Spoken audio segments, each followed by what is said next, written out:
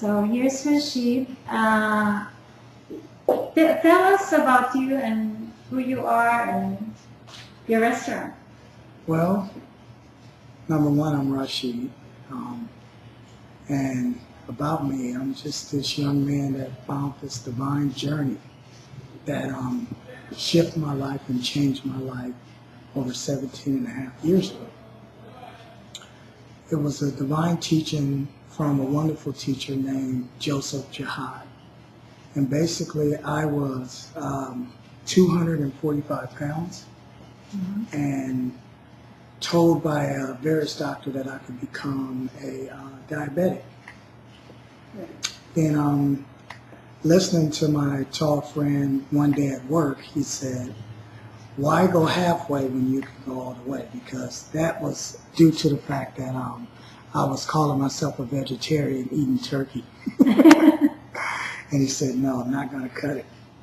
So he began teaching me day and night, just, unfolding his soul to me and reading books to me on casein and whey and about all of these hidden meanings that still means milk or dairy or anything from that category. And my eyes began to open.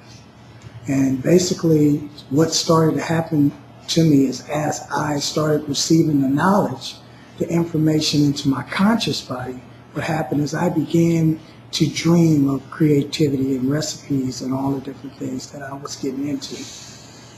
I was already a natural-born food preparer, from the birth of my father and my mother, because they were just great with foods in general. My father had restaurants and cafes and things that I grew up in as a little boy.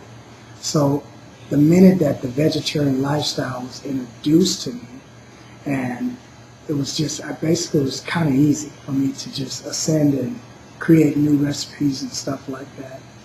And I'm just thankful for the wonderful man that walked into my life and gave me the gate tool of consciousness. And from that point up to now, it's just been elevating.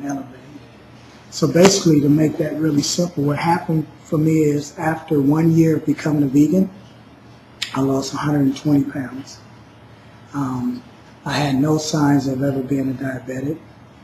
From that standpoint, I started doing catering and started doing different parties around town and vegan parties and working with the Gentle Barn and learning a lot there. And I started working with animals. So I began learning the spiritual consciousness about other living beings as well as health. It wasn't just one choice. It wasn't just about me. It was about looking at Mother Earth, health, and the living elements on the earth as well.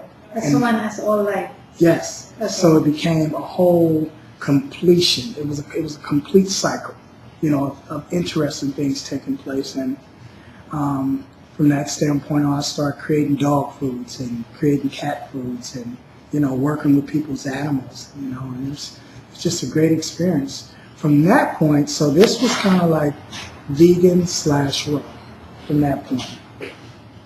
Then, but then it was vegan, cooked vegan? Yeah, it was cooked vegan. When was that? That was 1998. 1998. Right. And then? And then from that standpoint on, around 1999 is where I got into I did my first dinner at the Gentle Barn, and that was partly raw, partly vegan cooked. And from there, that started in Tarzana. From Tarzana, the second dinner was in Encino. And there was one friend that sent out this major email on the dinner that I called was all you can eat $12 buffet, which was in one way a mistake, in one way a blessing. Because 130 people showed up at a condo, and they were literally glued to the walls. And so now I'm playing the role as this disciple trying to feed all these people from this price that I created, and how can I stretch the food, because I didn't have enough food. But the beautiful part about it, in the end, everybody had food, everybody was taken care of. After that event, I moved to Tapa Topanga, and then I started the dinners and top of Topanga, the first dinner was 250 people, and on from there it just turned into like this big fun festival of dinners every Thursday night at top of Topanga, Rawsheed at top of Topanga. So it's these are restaurants? What it was is at this time there was no raw food cafes.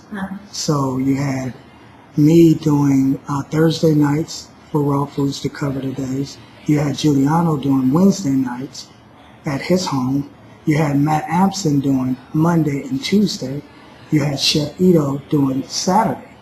Okay. So this is a home? Right. It's like different homes and different cafes. Whoever invited us to come prepare food, we would lay out food and large groups of people would come. Okay. So basically it was every day. Lisa Carlson also covers Saturday, and Anya from End of the Seventh Grade. So that was probably like the collective at the time. So if you needed to find raw foods, that's how you found it at the time. But there was no actual physical place to go to.